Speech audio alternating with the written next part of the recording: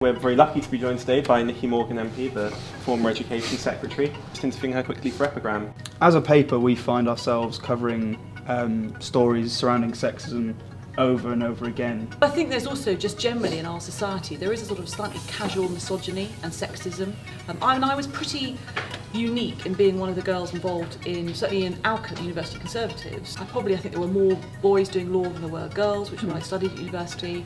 And yeah, I mean, since the House of Commons, by and large, is a very equal place, but just occasionally people will say things and you'll think, hang on a second, would you say that to a man? Probably not. Another one of the big stories that's circulating around campus at the moment, of course, is Brexit. Yes. It's going to come up. Well, obviously there's been lots of debate in the House of Commons. I think the first thing to accept, and I say this as somebody who campaigned to remain in the EU, is that we are going to leave the European Union as a country. I think it's time that we all accepted that. Even if it's something that we didn't particularly want to happen. Sure. The Prime Minister, though, was very clear, we're leaving the EU, we're not leaving Europe, and I think that the important thing is going to be the negotiations over the next 2 years.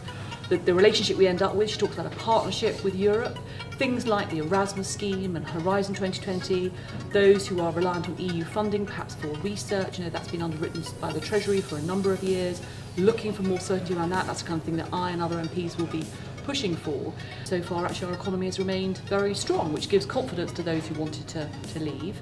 I think it's also really important we remain kind of outward-looking as a country, that we don't shut ourselves off from the world, that we welcome people from overseas to come and study and to work and live here. And for students, the important thing is if they see any hint from people who feel emboldened to say things that they would not otherwise say, to make people feel unwelcome in our communities, that they might not have, things that people might not have said before last year, then I hope that Bristol students, like everyone else, would call that out and would say that's not the kind of country we want to be. Another thing that students are worried about is rises in hate crime. Yeah. There have been issues of racism and anti-Semitism at Bristol fairly recently. When I first became an MP in 2010, people used to say to me, if they wanted to make a point about immigration, they'd say, I'm not a racist, but. And most of their points were not racist. They wanted to express a concern about communities that around them were changing and about language and everything else. People don't feel the need to say that anymore. They just come out with things. They'll say there's too many of X here or there's too many of Y here. And I think it's incumbent on politicians and those of us who care about these things to push back on those sorts of attitudes.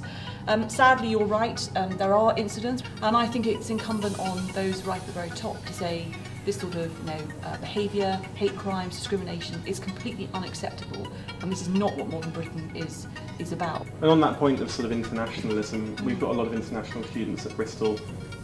They're worried that their rights or their statuses might change. The Prime Minister's been really clear that she absolutely wants to get an early deal on people, EU nationals remaining here, likewise from other EU countries. And I and other MPs will continue to make that point repeatedly. So I think I would say to people, please don't panic, don't make any hasty decisions, don't plan to think I'm not welcome here anymore, I'm going to go home or go somewhere different. Give it a bit of time, and the Prime Minister said this is an early thing she wants to get sorted in negotiations, and I think we've got to trust her on that, but keep reminding her about that premise. One important issue we wanted to touch on just before we finished, and it's something that the Prime Minister has actually came out and spoke about right from the beginning, which is mental health. Bizarrely, although we live in a very online world, we've got lots of online friends through Twitter and Snapchat and Facebook, actually it's really easy to feel lonely. And I think often when you come to university, it's a whole different environment, particularly if you've been in a kind of school environment where you've been very supported, you've had small classes, you've had your time planned for you. Suddenly to come to university and have, on one hand, wonderful opportunities, you can get involved in lots of different things, great cities like Bristol to live in. But there's also can be a heavy drinking culture. You can suddenly find yourself tempted by other substances, get into a sort of spiral of addiction. There's exam pressures, peer pressures, relationship pressures. And so I think the universities have got to take a lot more responsibility for this. I think it's very easy to say, look, these young people are 18 plus, they're young adults, we'll let them get on with it. But actually it's a big transition phase of life. I think there's a lot we can do about stigma, tackling stigma, getting people to talk about their mental health. None of us would ever say, oh, I'm not going to draw attention to the fact I've broken my leg or I'm battling, cancer. We've got to do the same with mental health, which is people have got to feel free to talk about it. I'm feeling really down today. We haven't seen, Nicky for a couple of weeks. Where is she? Is she okay? Yeah. It's really easy just to sort of get lost in the system at university, and I think it's vital that that does not happen.